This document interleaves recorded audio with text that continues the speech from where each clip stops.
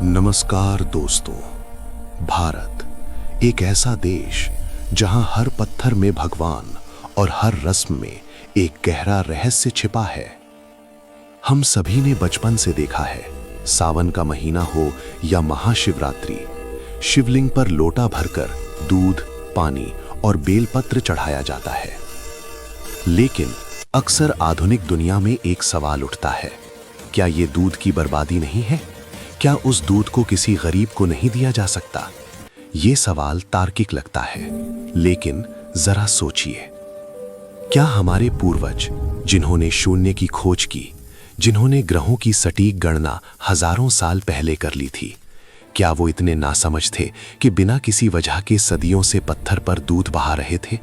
या फिर इसके पीछे कोई ऐसा विज्ञान है जो आज की मॉडर्न साइंस से भी हजारों साल आगे था?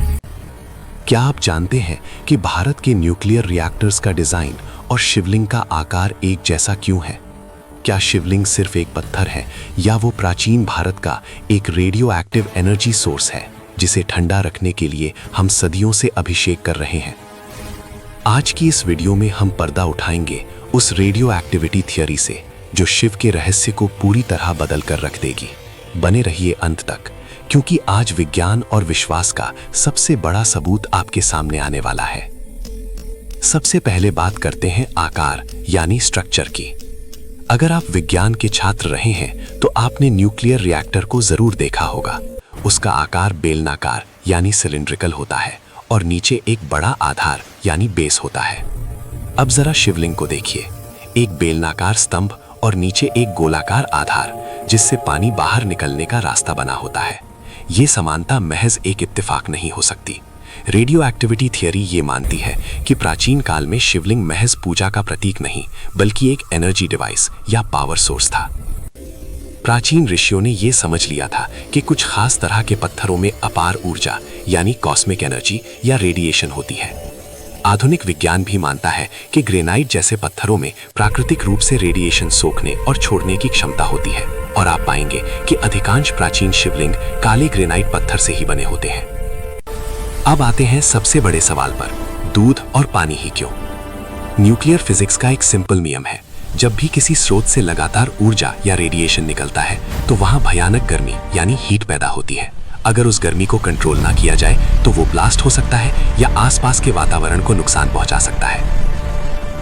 न्यूक्लियर रिएक्टर्स में इसे शांत रखने के लिए हेवी वाटर या कूलेंट का इस्तेमाल होता है। ये पानी 24 घंटे उस रिएक्टर के कोर पर गिरता रहता है ताकि तापमान नियंत्रित रहे। अब प्राचीन मंदिरों को याद कीजिए, शिवलिंग के ठीक ऊपर एक कलश बंधा होता है जिससे 24 घंटे बूंद बूंद करके पानी शिवलिंग पर गिरता रहता है। इसे जलाभिषेक कहते हैं। ये कोई रस्म नहीं, ये एक एंशिएंट कूलेंट सिस्टम है। लेकिन दूध क्यों? विज्ञान कहता है कि दूध में फैट और प्रोटीन होते हैं। जब दूध किसी रेडियो एक्टिव पत्थर पर गिरता है तो वो पत्थर की सतह पर एक लेयर बना देता है जो रेडिएशन को सीधे बाहर आने से रोकती है। साथ ही दूध और घी जैसे पदार्थ पत्थर को चटकने से बचाते हैं, क्योंकि लगातार ऊर्जा निकलने से पत्थर भंगुर हो सकता है। यानी हमारे पूर्वज जानते थे कि इस ऊर्जा के स्रोत को शांत रखना कितना जरूरी है। अगर अभिषेक रुक गया तो विनाश हो सकता है। दोस्तों, अगर आपने कभी शिव मंदिर की परिक्रमा की है तो आपने एक सख्त नियम जरूर सुना होगा, शिवलिंग की जलहरी को कभी लांघा नहीं जाता। हम आधी परिक्रमा करते हैं और वहीं से वापस मुड़ जाते हैं। इसे सोम सूत्र का नियम कहते हैं। लेकिन क्यों? भगवान का प्रसाद और चरणामृत तो पवित्र होता है, फिर इस पानी को लांघना मना क्यों है? यहां आती है इस थ्योरी की सबसे चौंकाने वाली बात। अगर हम शिवलिंग को एक रेडियो एक्टिव डिवाइस मान लें तो उस पर चढ़ाया गया पानी या दूध जब उस पत्थर को छू कर नीचे आता है तो वो रेडियो एक्टिव वेस्ट बन जाता है। उस पानी में रेडिएशन के कण मिल जाते हैं।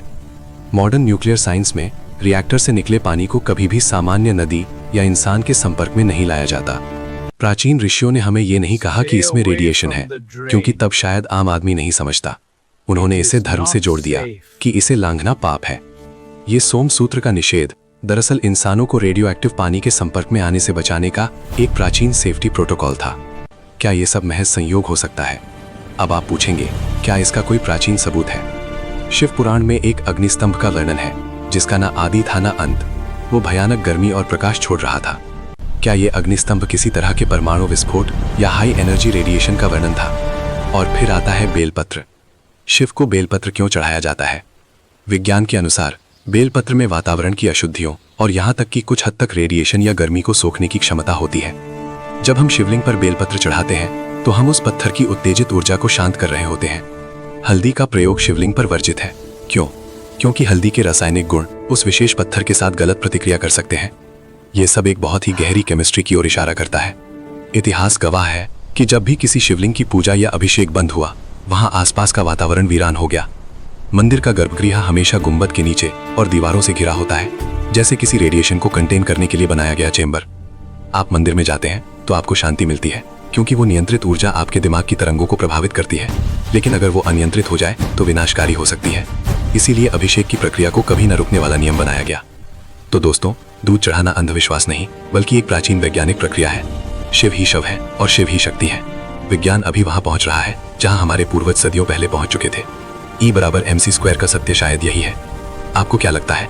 क्या ये सच में न्यूक्लियर साइंस है? कमेंट्स में बताएं। वीडियो को शेयर करें ताकि सच सबको पता चले। जय भोलेनाथ।